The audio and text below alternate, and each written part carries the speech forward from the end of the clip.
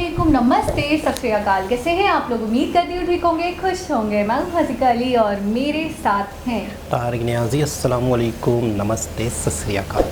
उम्मीद करता हूँ ठीक होंगे, खुश होंगे। दोस्तों जान रहें, खुश रहें, माँ बाप का ख्याल करें, क्योंकि माँ बाप है तो सभी कुछ है। आज की हमारी वीडियो है बहुत ही इंटरेस्टिंग। सो स्टार्ट करते हैं अपनी वीडियो को। Let's start. ओके गाइस, तो वीडियो का टाइटल है पीएम मोदी। दिल खुश हो गया। सो स्टार्ट करते हैं। अगर आप दिन के वक्त ये वीडियो देख रहे हैं तो ध्यान रखिए, जब आपके प्रधानमंत्री नरेंद्र मोदी मुल्क के इकबाल को बुलंद करने के लिए काम कर रहे हैं, उनका एक भाई दिल्ली से 1000 किलोमीटर दूर एक पेट्रोल पंप में लोगों की गाड़ियों में ईंधन भर रहा है। उनका एक भाई ठेला निकालकर पतंगे बेच रहा है। उनका एक भाई कबाड़ी का काम कर रहा है। उनके दो बुजुर्ग भाई वृद्धाश्रम या अपने निम्न मध्यवर्गीय इलाकों वाले घरों में रहकर रोजमर्रा के काम कर रहे हैं। उनका एक भाई पशुओं के बाड़े में हेल्पर का काम कर रहा है। कितना अजीब लगता है ना, इतना बड़ा मुल्क, उस मुल्क की सियासत, उस सियासत का सिरमौर और उसके परिवार के लोग इतना सामान्य जीवन जी रहे हैं। इसमें ताज्जुब की बात नहीं है और दोष हम भारतवासियों का भी नहीं है। दरअसल मोदी के पहले जितने भी प्रधानमंत्री हुए, उनके परिवार के लोगों ने सियासत के जरिए सुख सुविधाओं के तमाम इंतजाम जुटाए और हमें इसकी आदत पड़ गई और हम उनको राज परिवार की तरह ट्रीट करने लगे। इस पूरी लिस्ट में एकमात्र अपवाद मोदी के ठीक पहले 10 बरस तक देश के प्रधानमंत्री रहे डॉक्टर मनमोहन सिंह हैं, जिनकी दोनों बेटियां सत्ता की चकाचौंध से दूर रहीं और बतौर शिक्षक अपने पेशे के प्रति पूरी ईमानदारी के साथ वफा निभाते हुए काम कर रही हैं। लेकिन बाकी प्रधानमंत्रियों के परिवारों का क्या, और शुरुआत कहां से की जाए? समाजवाद के लाडले देश के पहले प्रधानमंत्री, गांधी की आंखों के नूर जवाहरलाल नेहरू। क्या सोचना था नेहरू का परिवार के प्रति? एक वाकया सुनाता हूं। साल 1959 कांग्रेस के तमाम बुजुर्ग बैठे थे। वजह कांग्रेस वर्किंग कमेटी की मीटिंग। जल्द ही नेहरू का कार्यकाल बतौर कांग्रेस अध्यक्ष पूरा होने वाला था। नए नाम सामने आ रहे थे। अब वो कौन सा अनुभवी नेता होगा जो कांग्रेस की कमान को हाथों में लेकर आगे बढ़ेगा? एक नाम इंदिरा गांधी का आया। नेहरू के एक चापलूस ने इस नाम का जिक्र किया। इस पर नेहरू के साथी और यूपी के वरिष्ठ मंत्री गोविंद वल्लभ पंत बिफर गए। बोले नहीं नहीं, इंदु इस काम के लिए अभी तैयार नहीं है। और अब नाराजगी की बारी नेहरू की थी, जो पंत पर नाराज होते हुए बोले, इंदु हम सबसे कहीं ज्यादा ताकतवर है। ये एक बाप का बयान नहीं था, ये एक ताकतवर राजनेता की प्रस्तावना थी। उसने जमीन पर कुदाल मारकर वंश का बीज बो दिया था, जिससे उगे दरख्त की शाखें अब तक कांग्रेस को अपने घेरे में लिए हुए हैं। अब ये आप पर निर्भर करता है कि आप ये तय करें कि वो दरख्त कितना खोखला हो चुका है। सच्चाई अगर तथ्य में बयान करनी हो तो इतनी है कि नेहरू की चौथी पीढ़ी के नुमाइंदे राहुल गांधी कांग्रेस की सदारत की तैयारी कर रहे हैं। हर तरफ से नारे लगते हैं, राहुल गांधी लाओ, देश बचाओ, कांग्रेस बचाओ। और ज्यादा वक्त नहीं है जब इसी देश की गलियों में आपको रेहान गांधी लाओ, देश बचाओ के नारे मिलेंगे। रेहान गांधी प्रियंका गांधी के बेटे, प्रियंका गांधी जिनका लगातार जिक्र हो रहा है यूपी के चुनाव के लिए। पर गांधी परिवार के किस्से तो इस मुल्क ने बहुत सुने हैं। बाकी प्रधानमंत्रियों का भी हालचाल ले लेते हैं। नेहरू के बाद प्रधानमंत्री बने लाल बहादुर शास्त्री, अपनी सादगी के लिए विख्यात। उनके दो बेटे सियासत में आए, अनिल और सुनील। एक कांग्रेस के साथ रहे, ज्यादातर चुनाव हारे। दूसरे जनता पार्टी और जनता दल के खेमे में रहे, चुनाव जीते भी और हारे भी, मंत्री भी बने। और अब शास्त्री परिवार की तीसरी पीढ़ी के नुमाइंदे आदर्श शास्त्री अरविंद केजरीवाल की टीम का हिस्सा हैं, द्वारका से विधायक हैं। तीसरी प्रधानमंत्री इंदिरा गांधी, जिनके बारे में आप सबको पता है। इंदिरा गांधी का जब कांग्रेस के संगठन से झगड़ा हुआ तो इलेक्शन कमीशन ने उनको नया सिंबल दिया, गाय और बछड़े का। और इंदिरा जब अपने दम सत्ता पर काबिज हुई तो बहुत जल्द उनके छोटे बेटे संजय गांधी ने पहले तो मम्मी का सहयोग करना शुरू किया और फिर पूरी पार्टी और सरकार को अपने हाथ में लेने की कवायद शुरू कर दी। इंदिरा के विरोधी कहा करते थे, ये जो आपको कांग्रेस का गैया बछड़ा नजर आ रहा है, ये दरअसल इंदिरा और उनका छोटा बेटा है। फिर इमरजेंसी का दौर आया और उसके बाद जनता पार्टी की सरकार। प्रधानमंत्री बने मोरारजी देसाई। मोरारजी देसाई और उनका परिवार सत्ता के लिए कितना व्याकुल था, इसका एक उदाहरण कुलदीप नैयर वरिष्ठ पत्रकार हैं जो उन्होंने अपनी किताब में दिया है। ये वाकया नेहरू की मौत के बाद का है। लुटियंस दिल्ली में कांग्रेस के अलग अलग धड़े प्रधानमंत्री के पद पर अपनी दावेदारी जता रहे थे और ऐसे वक्त में मोरारजी देसाई के बेटे कांति अपने ही बाप के बंगले में लॉबिंग खुलेआम कर रहे थे।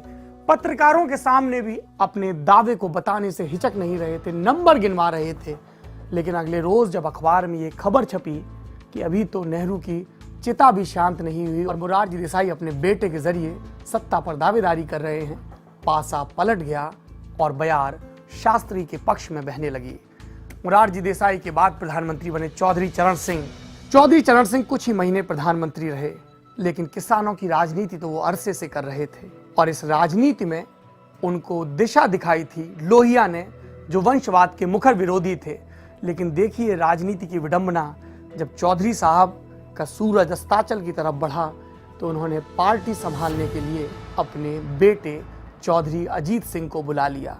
ये बात और है कि अजीत सिंह, परदेश से पढ़कर लौटे अजीत सिंह सियासत की बारीकियों को उतना नहीं समझते थे और मुलायम सिंह यादव, जिनके परिवार के विखंडनवाद की नई नई थ्योरियों से आप रोजाना दो चार हो रहे हैं, उन्होंने अजीत सिंह के पांव के नीचे से सत्ता का गलीचा खिसकाने में देर नहीं लगाई। अजीत सिंह के बाद अब उनके बेटे चौधरी जयंत, जो इस वक्त राष्ट्रीय लोकदल यानी कि अजीत सिंह की पार्टी से यूपी में सीएम के कैंडिडेट भी हैं। और उसके बाद देश को फिर से इंदिरा और राजीव मिले। राजीव के बाद बारी आई राजा मांडा यानी विश्वनाथ प्रताप सिंह की। विश्वनाथ प्रताप सिंह उस दौर में भ्रष्टाचार के विरोध के प्रतीक बन गए थे, राजनीति में जो जड़ता छा गई थी उसके विरोध के प्रतीक बन गए थे। लेकिन राजा मांडा के साहबजादे अजय प्रताप सिंह भी सियासत में आए। 2009 तक जन मोर्चा के अध्यक्ष रहे और उसके बाद अपनी पार्टी का कांग्रेस में विलय करके सत्ता के गलियारों में नए सिरे से आमद दर्ज करवाने लगे। फिर बारी आई चंद्रशेखर की, बलिया के बाबू साहब। 2007 तक तो चंद्रशेखर खुद सांसद रहे और जब उनकी मौत हुई तो उनके बेटे नीरज शेखर को सपा ने उनकी बलिया सीट से चुनाव लड़वाया। साल 2014 में जब नीरज शेखर बलिया से सांसदी हार गए तो नेताजी ने उनको राज्यसभा भेज दिया। चंद्रशेखर के परिवार के दूसरे कई सदस्य भी सियासत में हैं, कोई एमएलसी है तो कोई किसी निगम का चेयरमैन है। फिर आए पीवी नरसिम्हा राव, जिनके बेटे राजेश सांसद भी रहे और विधायक भी। नरसिम्हा राव के बाद बारी आई देवेगौड़ा की, जिनके बेटे कुमारस्वामी ने कर्नाटक में सरकार भी चलाई और दल को भी संभाल रहे हैं। उनके बाद प्रधानमंत्री बने इंद्र कुमार गुजराल, जिनके बेटे नरेश गुजराल अकाली दल से राज्यसभा के सांसद हैं। फिर बारी आई अटल बिहारी वाजपेयी की, जिनके एक भांजे मध्य प्रदेश में काबीना मंत्री रहे अनूप मिश्र और भतीजी करुणा शुक्ला छत्तीसगढ़ से बीजेपी की सांसद रहीं। ये बात और है कि साल 2014 के चुनाव के ठीक पहले उन्होंने नाराजगी जताते हुए पार्टी छोड़ दी। अटल बिहारी वाजपेयी का जिक्र आया तो ये भी बताते चलें कि वाजपेयी का दत्तक परिवार जो उनके साथ रहता था, उनकी बेटी नमिता और उसके पति रंजन भट्टाचार्य, उनका सत्ता के गलियारों में काफी दखल माना जाता था। उस वक्त के राजनीतिक पत्रकार रंजन भट्टाचार्य की ताकत के तमाम किस्से बयां करते हैं। वाजपेयी के बाद बारी आई मनमोहन सिंह की, जिनके बारे में मैंने पहले ही बताया कि उनकी 2 बेटियां हैं और दोनों ही पेशे से शिक्षक हैं और राजनीति के प्रति कोई रुझान नहीं दिखाती हैं। मगर आज तो बात नरेंद्र मोदी के परिवार की होगी। वो परिवार जो आम आदमी का जीवन जी रहा है और इस परिवार के लोग क्या कर रहे हैं, क्या सोचना है उनका नरेंद्र मोदी के बारे में। क्या उनका मन नहीं करता है कि वो देश के सबसे ताकतवर शख्स के घर में आकर रहें और सत्ता की तमाम सहूलियतों का मजा लूटें।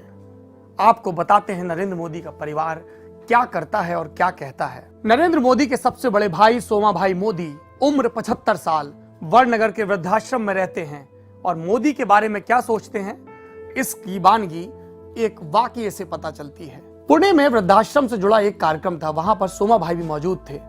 मंच पर उपस्थित संचालक ने जनता के सामने ऐलान कर दिया, सोमा भाई हमारे प्रधानमंत्री के बड़े भाई हैं। सोमा भाई अचकचा गए। सोमा भाई मंच पर जाकर बोले, मेरे और नरेंद्र मोदी के बीच एक पर्दा है जिसे आप नहीं देख सकते लेकिन मैं देख सकता हूं। नरेंद्र मेरा छोटा भाई है लेकिन प्रधानमंत्री नरेंद्र मोदी से मेरा कोई वास्ता नहीं है। प्रधानमंत्री नरेंद्र मोदी के लिए मैं देश के 123 करोड़ नागरिकों में से एक हूं और कुछ भी नहीं। नरेंद्र मोदी के दूसरे भाई पंकज, जिनके साथ उनकी मां हीराबेन रहती हैं, उनकी मोदी से मुलाकात होती रहती है क्योंकि प्रधानमंत्री अक्सर अपनी मां से मिलने जाया करते हैं। पंकज की आर्थिक स्थिति भी बाकी भाइयों के मुकाबले बेहतर है क्योंकि वो इंफॉर्मेशन डिपार्टमेंट में अफसर के तौर पर काम करते हैं। मिलिए प्रधानमंत्री के दूसरे बड़े भाई से, नाम अमृत भाई मोदी। एक निजी कंपनी में फिटर का काम करते थे, 10,000 रुपए पगार मिलती थी। 72 की उम्र है, रिटायर हो चुके हैं। एक बेटा है संजय, जो छोटा मोटा काम करता है। परिवार ने बड़े जतन के साथ पिछले बरस एक मारुति खरीदी है, जो घर के बाहर अक्सर तिरपाल से ढकी रहती है, खास मौकों पर निकाली जाती है। संजय के पास एक ऐसी चीज है जो उन्हें लगता है कि जब वो अपने नरेंद्र काका को दिखाएंगे तो उनकी आंखों में चमक आ जाएगी। दरअसल 70 के दशक में जब नरेंद्र अपने भाई अमृत भाई के साथ रहते थे तो लोहे की एक भारी सी आयरन का इस्तेमाल करते थे अपने कपड़ों में इस्त्री करने के लिए। संजय ने वो इस्त्री संभाल कर रखी हुई है। वो कहते हैं, काका के लिए तो ये किसी टाइटैनिक के डूबे टुकड़े के मिलने जैसा होगा। मैं उनको ये जरूर दिखाऊंगा। घर में काका के पुराने वक्त की याद दिलाता सिन्नी का एक पंखा भी मौजूद है। और ये है प्रधानमंत्री नरेंद्र मोदी के चौथे भाई अशोक भाई मोदी, प्रधानमंत्री के चाचा नरसिंह दास के बेटे। अशोक भाई वड़नगर के घी काटा इलाके में एक ठेला लगाते थे कुछ बरस पहले तक, जिस पर रखकर पतंगे, पटाखे और कुछ खाने पीने का सामान बेचते थे। 1-2 साल पहले उन्होंने 8 बाई 4 फुट की एक दुकान किराए पर ली है और उसी के सहारे अपनी रोजी रोटी गुजार रहे हैं। अशोक भाई और उनकी पत्नी वीणा एक जैन कारोबारी के सप्ताह के अंत में गरीबों के लिए चलाए जाने वाले भोजन लंगर कार्यक्रम का भी हिस्सा हैं। यहाँ पर अशोक भाई कढ़ी और खिचड़ी बनाते हैं और वीणा बर्तन मांजती हैं। इससे भी उनको कुछ अतिरिक्त आमदनी हो जाती है। ये पति पत्नी 3 छोटे छोटे कमरों के एक मकान में रहते हैं। नरेंद्र मोदी के एक और भाई भरत भाई मोदी, जो वड़नगर से 80 किलोमीटर दूर लालवाड़ा गांव में एक पेट्रोल पंप पर अटेंडेंट का काम करते हैं। 6,000 रुपए महीने की तनख्वाह है। तनख्वाह कम है, इसलिए 10 दिन में एक बार घर जा पाते हैं। और घर में उनकी पत्नी रमीला बेन है, जो घर से ही किराने का सामान बेचती हैं और 2-4 हजार रुपए महीने के जुटा लेती हैं। और इन दोनों का भाई चंद्रकांत, जो अहमदाबाद के एक पशुगृह में हेल्पर का काम करता है। नरेंद्र मोदी के एक और चचेरे भाई हैं अरविंद भाई मोदी, जो वड़नगर और उसके आसपास के इलाकों में कबाड़ी का काम करते हैं। 3 पत्थर खरीदते हैं घर घर जाकर और फिर बस में लाद कर बड़े कारोबारियों को बेचते हैं। उनकी पत्नी रजनी भी हैं, जो इसी तरह के छोटे मोटे काम कर कर पति को गृहस्थी चलाने में मदद करती हैं। इन दोनों के कोई बच्चा भी नहीं है। और अब बात नरेंद्र मोदी के उस भाई की जो अपने भाई के बाद सबसे ज्यादा खबरों में रहता है। नरेंद्र मोदी के सबसे छोटे भाई प्रहलाद मोदी, जो गल्ले की एक दुकान चलाते हैं और इससे जुड़ी एक यूनियन के प्रदेश अध्यक्ष हैं और इस पद के नाते कई बार गुजरात की मोदी सरकार के खिलाफ प्रदर्शन भी कर चुके हैं। दरअसल प्रहलाद भाई का यह मानना है कि राज्य सरकार की नीतियां गल्ले के छोटे कारोबारियों के लिए मुफीद नहीं है और इसलिए कई बार उन्होंने सार्वजनिक रूप से अपने विरोध का ऐलान किया। खुद प्रधानमंत्री नरेंद्र मोदी इस बारे में क्या सोचते हैं? इंडिया टुडे के पत्रकार उदय माहुरकर को दिए इंटरव्यू में नरेंद्र मोदी ने कहा, इस बात का श्रेय मेरे भाइयों और भतीजों को जाता है, जिन्होंने मुझ पर कभी भी दबाव नहीं बनाया किसी भी तरह का। शायद ये हमारे और उनके अंदर आरएसएस ने जो घुट्टी पिलाई है उसका असर है, जहां पर पद देश की सेवा के लिए है, परिवार की समृद्धि के लिए नहीं। नरेंद्र मोदी के आलोचक ये बात कह सकते हैं कि प्रधानमंत्री का परिवार, बृहत्तर परिवार, भले ही गरीबी में जी रहा हो, लेकिन वो खुद लाखों का सूट बूट पहनते हैं। वो राहुल गांधी की तरह नरेंद्र मोदी की सरकार को सूट बूट की सरकार भी कह सकते हैं, लेकिन सूट के तंज के अलावा विरोधियों के पास नरेंद्र मोदी के परिवार के खिलाफ कहने के लिए कुछ भी नहीं है। सियासत यूं भी होती है जब एक व्यक्ति लुटियंस दिल्ली में आकर देश का हुक्मरान बन जाए और बाकी लोग अपने दैनंदिन काम करते रहें, न कि जमीनों पर कब्जा करें, पद प्रतिष्ठा का लाभ उठाएं, कॉरपोरेट घरानों के साथ बड़े बड़े सौदे करवाने में हिस्सेदारी निभाएं। thelallanTop.com पर सियासत के एक और नए किस्से के साथ हम फिर हाजिर होंगे। शुक्रिया।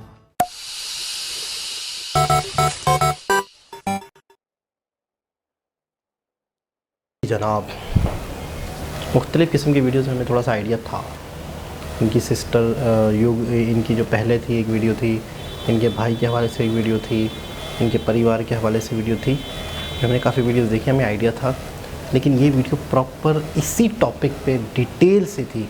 तो इनसे पहले के जो लोग थे उनसे भी थोड़ा सा मतलब कंपेयर करके बताया गया हाँ कि वो किस हद तक थे, एक मनमोहन सिंह को छोड़कर बाकी सारे के सारे जितने भी प्राइम मिनिस्टर्स गुजरे हैं। अच्छा, अटल बिहारी वाजपेयी के भी मेरे ख्याल में इतना ज़्यादा नहीं था कि मतलब उनका भी एक नाम है, उनका भी ईमानदारी के हवाले से एक नाम है। हाँ, मनमोहन लेकिन उनके रिलेटिव जो हैं कहीं ना कहीं, देखिए एक बात है कि अगर आप गलत तरीके से अपने रिलेटिव्स को सपोर्ट करते हैं तो वो तो गलत है, लेकिन हो सकता है कि सही तरीके से भी रिलेटिव को सपोर्ट करें अगर मोदी जी, तो मुझे ऐसा लगता है कि अपोजिशन को उंगली उठाने का मौका मिलेगा।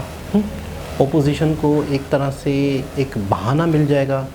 इनका तो छोटा सा घर था, आज उन्होंने एक बड़ा घर कैसे ले लिया, उनके पास तो साइकिल तक नीचे चलाने के लिए, आज उनके पास कार कैसे आ गई, मोदी जी सपोर्ट करते रहे अगर, तो मुझे ऐसा लगता है कि लोग उंगली भी ना उठाएं और एक शख्स अपने ही बलबूते पे अपनी ही मेहनत से किस तरह ज़िंदगी गुजार सकता है। देखिए उनके भाई को कहा गया, तारुफ़ कराया गया मोदी जी के भाई, तो उन्होंने बाकायदा उस पर नाराज़गी का इजहार किया कि मेरे और उनके दरमियान में एक पर्दा है, मैं उनके लिए वही हूँ जैसे आप लोग हों, 123 करोड़ की जो आबादी उसमें से ही एक, उन्हीं की तरह एक हूँ। और तो वो भी हमारे प्राइम मिनिस्टर हैं। बस मैं कहता हूँ शायद ही दुनिया में कोई ऐसी मिसाल मिलती हो, बाखुदा दुनिया में कोई ऐसी मिसाल मिलती हो जिस शख्स के पास प्राइम मिनिस्टर, तो एक बहुत दूर की बात, वो तो मैं कहता हूँ इस तरीके से सपोर्ट कर सकते हैं कि उनके अपने भाई को भी पता ना चले। किसी को पता चलना क्या, मिसाल के तौर पे एक होता है ना कि एक काम इस तरीके से करें कि किसी को पता ही ना चले और मोदी जी का नाम ही ख़राब ना हो, सपोर्ट कर सकते हैं अपने भाई को किसी भी थ्रू। लेकिन उन्हें ये भी गवारा नहीं है, उन्हें मतलब ये है कि सवाल ही पैदा नहीं होता कि अपने रिलेटिव होते हुए, अपने रिश्तेदार होते हुए सपोर्ट करूं किसी को अपने हैसियत से किसी को फ़ायदा दूं। जब अपने ही परिवार को वो नाजायज़ तरीके से फ़ायदा नहीं दे सकते तो मैं समझता हूँ सवाल ही पैदा नहीं होता कि वो अपने कंट्री को नुकसान पहुँचाएं या अपने कंट्री के लिए गलत सोचें। मैं समझता हूँ इतनी सारी बातें बेमायनी सी हैं। सारी बात ये है, सैलरी उनको मिलती है, दूसरी चीज़ें हैं, बहुत सारी ऐसे एडवांटेजेस हैं जो दूसरी जनता के लिए भी हैं, आम नागरिकों के लिए, वो उसके थ्रू दे सकते हैं, वो कर सकते हैं, कुछ करवा सकते हैं, किसी स्कीम के थ्रू करवा सकते हैं। बहुत सारे ऐसे मामला निकल आते हैं। अगर मैं किसी की मदद करना चाहूँ जायज़ तरीके से, मेरे पास 100 रास्ते हैं, मैं कर सकती हूँ। बिल्कुल इनडायरेक्टली मैं नहीं चाहती डायरेक्टली उसके ऊपर शो ऑफ हो कि मैं उसकी मदद कर रही हूँ, या मैं जाहिर नहीं करना चाहती अपना इंटेंशन, तो मैं घुमा फिरा के इनडायरेक्टली भी कर सकती हूँ अगर मैं करना चाहूँ तो। अगर मैं फ़ायदा उठाना चाहूँ अपने पद का, अपनी पोस्ट का, कोई भी का, ठीक है, सिर्फ मेरा एक कॉल ही काफ़ी है। मेरा नाम नहीं आएगा, मेरा काम नहीं आएगा, कुछ नहीं होगा, आगे वाले लोग कर देंगे, कोई मेरा नाम नहीं लेगा। जो आप जिस चीज़ की, आप जिस पद की बात करें, प्राइम मिनिस्टर, कोई आपकी वाली बात, कोई छोटा मोटा रुतबा नहीं होता, प्राइम मिनिस्टर का बहुत बड़ा रुतबा होता है कि कॉल के ऊपर बहुत सारे बंदों को सेटल कर दें एक कॉल पर।